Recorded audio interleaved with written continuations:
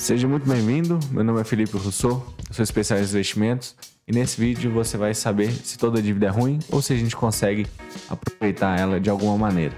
Mas antes disso, eu peço para você se inscrever no meu canal se você está vendo isso no YouTube, se estiver vendo no Instagram, que você me siga, porque eu posto conteúdos diários sobre você conseguir sair das dívidas, dominar suas finanças, e ter a sua reserva de emergência montada, tá? Peço também para você comentar aqui no vídeo o que você achou, pontos que eu possa melhorar, ou se você concorda com alguma parte desse vídeo, e curta também para que esse conteúdo possa chegar para mais pessoas e consiga, ajudar elas nessa caminhada. E por que é importante você entender se toda dívida é ruim ou não? Porque você pode aproveitar, e já te respondendo aqui, nem toda dívida é ruim.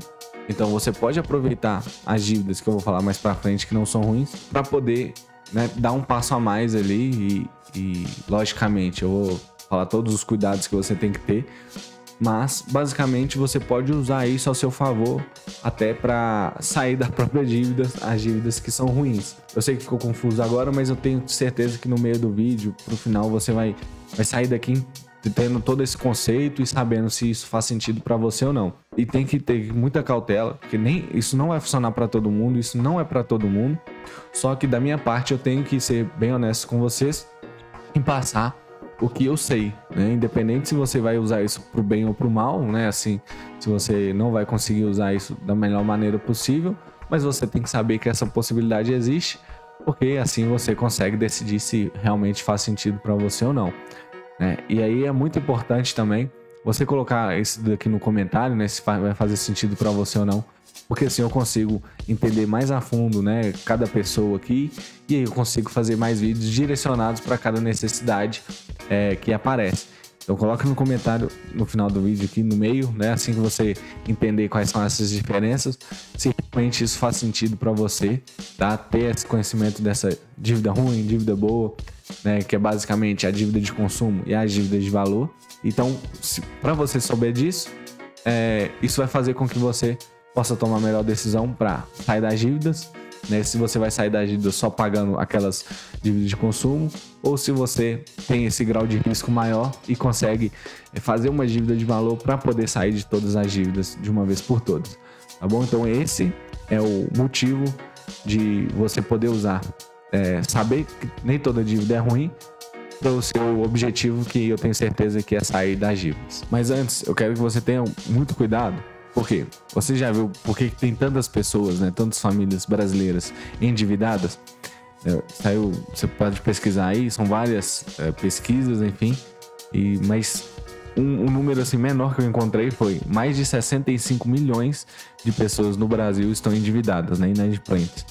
Esse número pode variar muito, Houve pesquisas que são 78%, isso aí vai dar mais de 150 pessoas, 150 milhões de pessoas. Então, tem que ter um cuidado aí com essas pesquisas, mas o ponto mínimo que eu achei foi 65 milhões, o que é muita gente, E por que tem tanta gente assim inadimplente?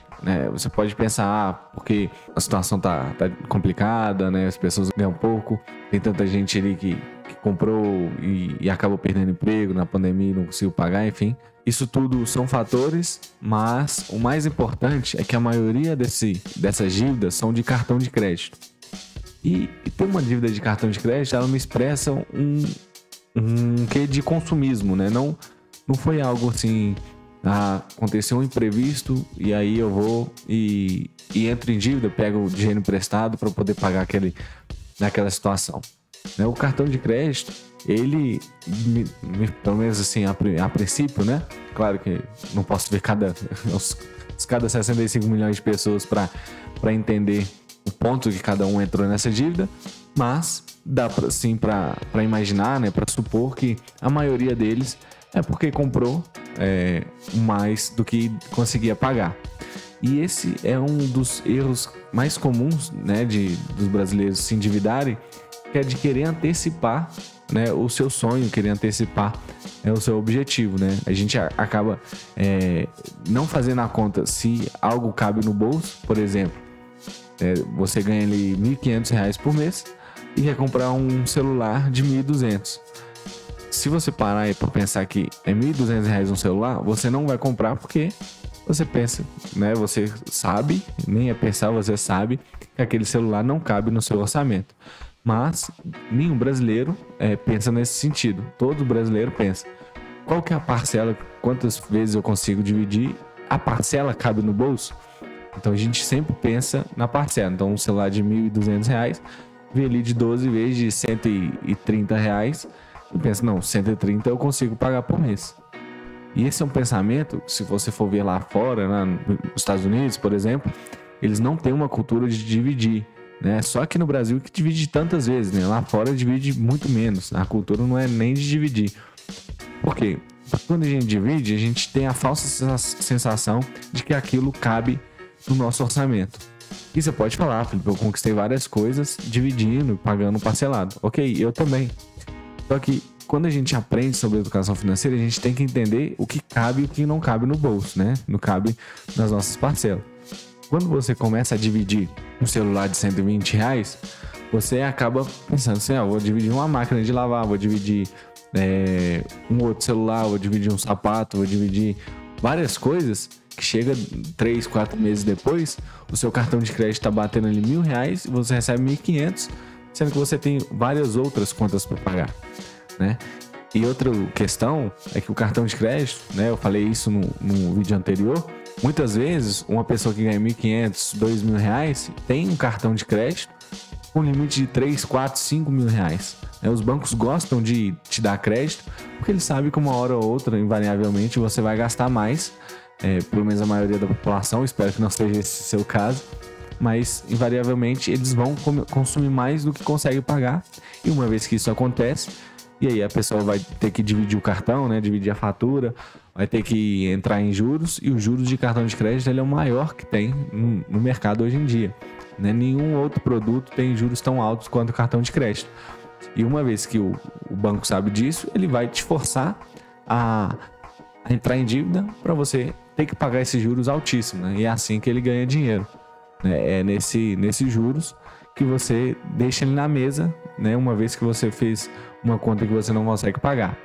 Então, né, tendo todo esse contexto, que normalmente as pessoas entram em dívida muito mais por consumo do que por imprevistos, tá? E isso infelizmente é um dado bem triste, porque se fosse só por imprevistos, a gente pode, né, alucinar que uma hora ou outra essa pessoa vai sair das dívidas.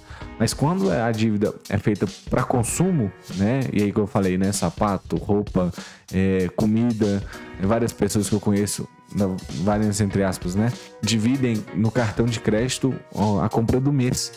Né? Isso não faz sentido, porque no outro mês você vai ter que comprar de novo, e no outro, quando vê, isso não dá muito certo. Então, o que a gente mais vê é justamente essa dívida de consumo. O que isso nos leva? Nos leva a não conseguir controlar nossas finanças. Como eu falei, se as dívidas fossem por pontos, aconteceu um imprevisto, né? Aconteceu algum acidente, e aí eu precisei de pegar um empréstimo para resolver aquele problema, passado alguns meses ali, voltando à rotina, a maioria das pessoas voltariam a ter suas finanças controladas. E o ponto de ser pelo consumo é que eles, se não começar a controlar, se não mudar essa mentalidade e se não voltar a si mesmo, a pessoa nunca vai sair dessas dívidas, porque ela sempre vai fazer mais. Uma vez que ela conseguir pagar mais o cartão, ela vai voltar a gastar aquele cartão. E por isso que eu quero primeiro frisar muito bem esse lado ruim das dívidas, que eu sei que você sabe que é ruim, né? Mas eu tenho que ter esse cuidado, porque uma vez que eu vou falar para vocês, como eu falei que nem toda dívida é ruim, eu não quero que passar para vocês que toda dívida agora virou bom, né? Agora eu vou fazer dívida aqui, vou te dar esse aval de fazer dívida. Eu não quero passar isso para você, tá? Eu quero passar que você saiba pesar muito bem, né? Uma dívida de consumo e uma dívida que a gente vai falar mais para frente, né? Já me adiantando um pouquinho aqui, que é a dívida de valor, tá? Mas vamos focar um pouquinho nessa dívida de consumo aqui. Essa dívida de consumo, que é o que eu falei, de cartão de crédito ou pegar um empréstimo para comprar uma máquina de lavar, né? Ou financiar um carro, ou financiar uma casa, todas essas dívidas, elas fazem com que a gente fique muito frágil financeiramente, porque são dívidas que elas aumentam o nosso gasto. Uma vez que a gente aumenta o gasto, a gente entra em outro ponto, que eu já falei em alguns vídeos também, em relação ao que o Robert Kiyosaki, que é o autor do livro Pai Rico, Pai Pobre, diz que é a roda dos ratos, né? É que a gente fica correndo a corrida dos ratos. Imagina aquela rodinha assim que o rato fica correndo e não sai do lugar. É justamente quando as pessoas fazem dívidas de consumo, elas entram justamente nisso. Você, não sei se você já viu, já teve alguma experiência com um médico que ganha bem, mas que não tem vários investimentos, não tem muito dinheiro sobrando, porque normalmente uma pessoa que tem muito dinheiro e não consegue controlar, né, os gastos, acabam fazendo dívidas. E quando eu falo dívida, né, igual eu falei, vai financiar uma casa, financia um carro, financia viagens, né, divide viagens várias vezes, que uma vez que você faz esse financiamento de um carro, de uma casa, você está se obrigando durante vários anos a ter aquele dinheiro, né? Então, uma vez que você tem a obrigação de pagar, lembra que a dívida é uma obrigação, você tem que correr atrás daquele dinheiro. Você pode falar, ganho bem e eu gosto de ter aquela casa, eu vou financiar. Ok, cada um, né, tem a sua vida, tem seus objetivos, seus planos, mas querendo ou não, e aí toda escolha que a gente faz é uma renúncia, então você está renunciando do seu tempo para poder pagar aquela dívida. Então, quando você escolhe ter uma dívida, né, de consumo, você também está escolhendo ter que trabalhar mais para pagar aquela dívida. Não interessa o que seja, se é uma máquina de lavar, se é um sapato, se é um carro, se é uma casa. Você está literalmente falando assim, eu vou ter que pagar aquele recurso, aquele dinheiro de tantas vezes, logo eu tenho que trabalhar até aquela conseguir pagar. Então, quanto maior é a sua dívida, maior é o seu financiamento, maior é esse prazo que você tem que pagar, maior também é o prazo que você tem que trabalhar ou tem que, ganhar esse recurso para poder pagar. E aí, da roda dos ratos que eu falei, que justamente quando a gente começa a ganhar dinheiro, ao invés da gente investir, a gente compra e faz dívida, a gente tem que ter essa obrigação de trabalhar para poder pagar. Uma vez que você para de fazer dívida de consumo e começa a investir o dinheiro, você está deixando de ter que trabalhar. Porque uma hora ou outra, o dinheiro que você tem investido ali vai ser o suficiente para te manter, pagar todas as suas contas sem ter que você trabalhar mais um minuto. Então, igual eu falei, toda escolha é uma renúncia. Se você escolher investir, você está renunciando, claro, aos prazeres momentâneos, né, atuais, do curto prazo. Você pode escolher viajar para um lugar mais perto, não ter uma viagem que é tão boa assim, mas você está pensando que lá no futuro você vai poder parar de trabalhar mais cedo.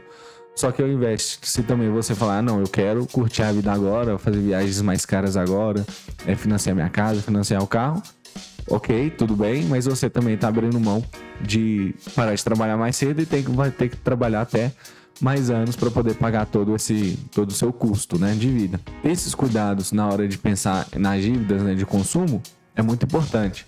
E outra, uma vez que você também tem esse pensamento de fazer dívida, enfim, tem que ter alguns cuidados, porque dívida pode sim destruir vários sonhos seus, né? Alguns pontos que eu anotei sobre o que a dívida pode fazer, né? Ela pode sim fazer com que a faculdade recuse, né, ter o seu renovar sua matrícula em faculdades, escolas. Então isso pode causar, né, um mal-estar depois. Por exemplo, se você a sua dívida é uma dívida de faculdade, né, e essa é uma das dívidas que eu vou falar para você ali, é uma dívida de valor, e eu vou explicar mais para frente. Mas se você não paga essa dívida, você acaba perdendo a sua matrícula e, consequentemente, você não forma ou forma muito mais tarde. Então, ter isso na ponta do lápis, pensar assim, eu vou conseguir sanar essa dívida, eu vou conseguir pagar tudo isso que eu estou fazendo, porque uma vez que você está inadimplente, você pode também perder várias oportunidades de emprego por justamente ter um nome negativado ali na proteção de crédito, porque várias pessoas, várias empresas, né, principalmente no mercado financeiro, elas olham muito isso, né, se a pessoa ainda mais se tratando do mercado financeiro, né? Vai ter uma pessoa que não se controla financeiramente para trabalhar para eles. Isso não é muito coerente. Mesmo sabendo que uma empresa não pode te descartar por esse motivo, a gente sabe que várias empresas olham e não vai ser esse motivo que elas vão, né, te informar ali, mas elas vão sim cancelar ali sua candidatura para aquela vaga. Então, são alguns cuidados, né, que você tem que ter por conta dessa dívida, que não faz muito sentido você fazer isso tudo, porque te atrapalha muito, né? Até a produtividade no trabalho, uma pesquisa que fizeram recentemente, que várias pessoas, né, quando tem um controle financeiro maior, elas são mais produtivas. O inverso também é verdadeiro. Quanto mais dívidas elas têm, menos produtivas elas são no trabalho. Isso, né, afeta muito. E dá para, assim, imaginar o motivo, né? Porque isso acontece. Uma vez que você está endividado, você fica muito mais preocupado. Você, né, sua cabeça não fica ali no trabalho.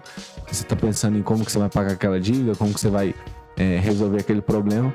Isso tudo afeta, né, sua produtividade. Uma vez que você deveria estar focando no seu trabalho, dando o seu melhor, sua cabeça fica bem dividida ali, né, do que fazer, do como você vai reagir, do que você tem que correr atrás, né? Um outro cuidado também, né, de ter essas dívidas, né, que ela causa muito estresse, que é o ponto anterior que eu acabei de falar, né, que ela atrapalha no trabalho, mas ela também pode causar depressão. A gente está vendo vários casos, né, de ansiedade, depressão nesse tempo pra cá, claro, pandemia, questões de saúde. Mas também esse tempo que, né, várias pessoas ficaram paradas, perderam emprego, isso tudo também causa depressão, né? Se você não consegue se sustentar, uma vez que você não tem o necessário, você acaba ali entrando num ciclo vicioso de tristeza, né, de depressão. E ter dívida te deixa muito mais frágil, né? Uma coisa é você não ter dívida e estar desempregado, outra coisa é você estar desempregado e ter dívida, né? É um agravante dessa situação e por isso você tem que tomar esse cuidado, né? E mais uma vez eu quero enfatizar, né, esses cuidados que a gente tem que ter das dívidas, porque não é para todo mundo essas dívidas de valor que eu vou falar agora, tá? Não é para todo mundo fazer isso, porque, igual eu falei, uma vez que você tem essa consciência de fazer dívida ali para resolver algum problema, você tem que ter total noção de que se você não resolver aquele problema, você vai estar cavando um buraco maior ainda. Então, toma muito cuidado agora, né? Se você decidir fazer essa dívida de valor, enfim. Porque se você fizer e der errado, você vai estar causando um problema muito maior do que se você não fizesse, tá? Eu sei que se você pode usar essa dívida de valor de uma maneira que você consiga sair mais rápido das dívidas de consumo, mas é o que eu falei, não é para todo mundo e nem todo mundo vai ter essa inteligência emocional, que é muito mais emocional do que racional, né? Eu posso te falar aqui e eu vou te falar algumas dívidas de valor que você pode fazer para sair desse, né, de um buraco maior, mas nem todo mundo consegue administrar isso, tá? Então pensa muito bem, né? Senta direitinho, analisa, né? Faz contas ali para realmente você entender se isso faz sentido para você, tá? Por isso que eu listei, né? Falei alguns problemas de você ter essas dívidas de depressão, estresse, improdutividade, dificuldade até de procurar emprego, porque você tem que ter noção que, né, nem tudo são flores. Vou pegar um empréstimo aqui e vou quitar todas as minhas dívidas e só vou ter um empréstimo. E não necessariamente isso vai te dar mais tranquilidade, porque uma vez que você vai ainda continuar tendo dívida, você pode não saber administrar isso e voltar tudo de novo. Ter uma bola de neve, né? O meu intuito aqui é você estourar essa bola de neve e não só frear ela, né? É você parar e destruir ela. É você ter realmente sua vida financeira controlada, sair das dívidas, ter sua vida financeira, né, bem estável e começar a investir, né? Parar de gastar dinheiro e começar a investir. Então, como eu falei, né, a dívida boa, né, são chamadas as dívidas de valor, que é basicamente você pegar um recurso agora e que ele vai te dar mais valor futuramente, né? Só contrastando aqui, uma dívida de consumo é você pegar um X valor, né, emprestado, tem que pagar muito mais ele no futuro, né? Um financiamento de carro, você paga ali o financiamento, né? Você pega emprestado uns 50 mil reais, que é o do carro, financia o carro, tem um carro, só que você vai pagar ali 80, 90 mil reais, isso os 40 mil de diferença só de juros. E essa é a dívida de consumo. A dívida de valor, um exemplo aqui, é um financiamento estudantil, só um exemplo aqui básico, que você vai pagar ali 60 mil reais, ok? Só que essa faculdade vai te dar uma profissão, que a profissão vai te dar um valor, né, assim, quase infinito, entre aspas, né? Incalculável, porque se, por exemplo, você conseguir uma promoção e ganhar 3 mil reais a mais por conta da faculdade, né, vão ser 3 mil por mês, isso vai dar ali 36 mil por ano, só ali já no segundo ano já pagou a sua dívida, né, entre aspas ali. Então, isso vai virar uma bola de neve. Então, a dívida de consumo é aquela dívida que você pega um valor X e vai ter que pagar ou vai fazer muito mais com aquele dinheiro. E aí, né, eu acabei de falar de pegar um empréstimo para pagar todas as dívidas a um juros único. Essa também pode ser chamada uma dívida de valor, porque ao invés de você pagar muitos juros, né, em outras dívidas, você vai pagar só um juros normalmente menor. O empréstimo os juros é muito menor do que os juros de cartão de crédito. Então é uma boa estratégia, até se você tiver um cartão de crédito muito alto, pegar um empréstimo para quitar o cartão, para você ficar só com o empréstimo. Então, basicamente, as dívidas de valor são essas dívidas que você faz para você ter um valor maior no futuro, né? Seja ela um empréstimo para abrir uma empresa, que eu falei, né, do Flávio Augusto. Ele pegou esse empréstimo para poder abrir a WhatsApp. E hoje ele é bilionário, né? A empresa fatura múltiplos milhões ali. Mas, igual, né? Iniciei esse tópico aqui falando. Isso não é para todo mundo, né? Tem pessoas que pegam empréstimos, montam a empresa quebra. E aí ele não tem o dinheiro da empresa e ainda tem a dívida ali para pagar. Então você tem que ter uma noção, assim, se conhecer muito mais, né? Muito melhor para poder tomar essas decisões. Tá? Então não sai aí fazendo empréstimo para pagar, né, a dívida só por fazer, só porque você ouviu falar aqui que essa é uma das saídas.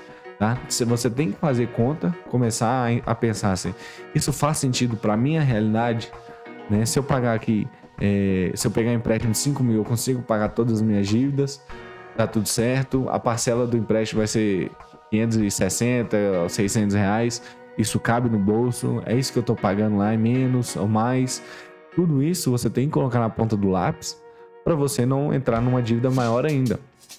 É igual eu falei, né? Tem pessoas que não conseguem administrar isso emocionalmente, porque às vezes ela consegue, né? Por exemplo, tá pagando ali 800 reais por mês só de dívida, o empréstimo que ela fizer e pagar aquelas dívidas, o só do empréstimo vai cair para 500 reais, um exemplo. Teoricamente, ela tá ganhando 300 reais por mês a mais.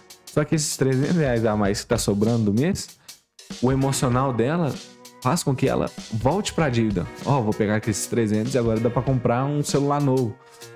E a bola de neve só começa a girar de novo, né? Não para, ela não consegue pegar aqueles 300 ali. Não, eu vou pegar esses 300 que tá sobrando e vou começar a pagar um empréstimo, além do próximo boleto, eu vou pagar a última parcela do empréstimo para ir abatendo. Ela não pensa desse jeito, né? Muitas pessoas não têm esse controle emocional, esse conhecimento financeiro. Ela só quer saber de poder consumir mais.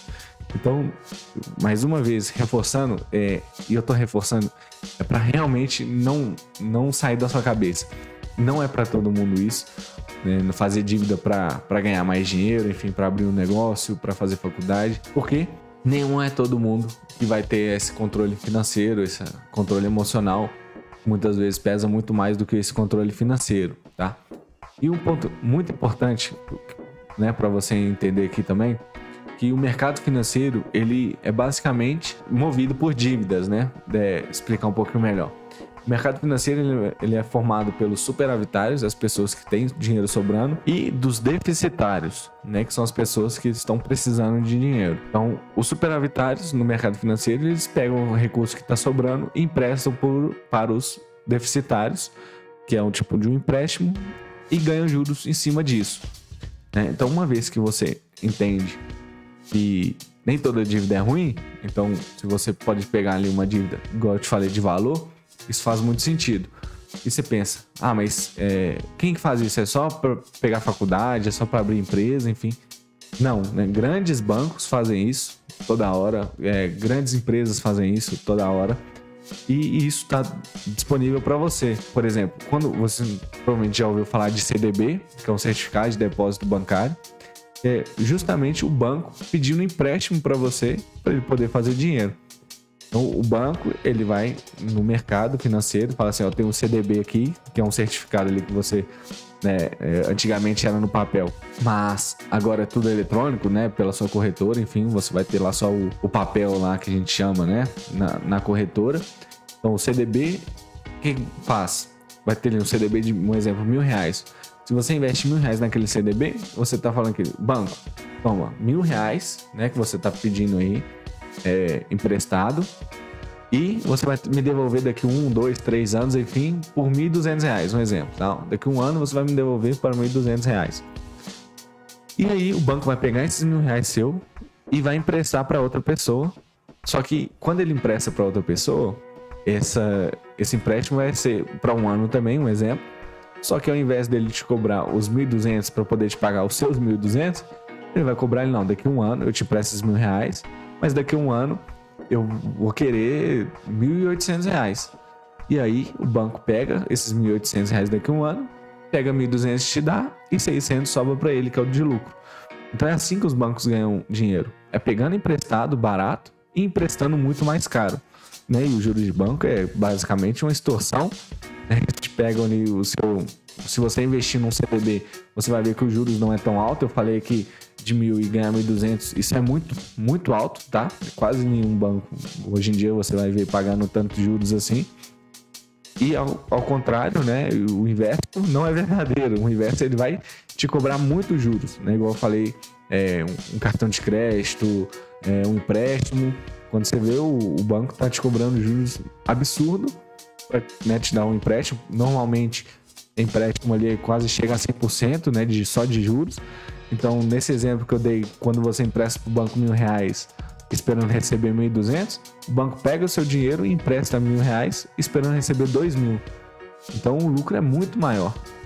Então, se você também tiver essa cabeça de que eu não vou pagar juros, mas eu vou receber juros, é muito melhor para você. Isso vai fazer muito mais sentido a longo prazo, porque uma vez que você pensa dessa forma, você vai pensar: vou parar de fazer dívida aqui, vou começar a investir, porque justamente é isso que os bancos pensam, né?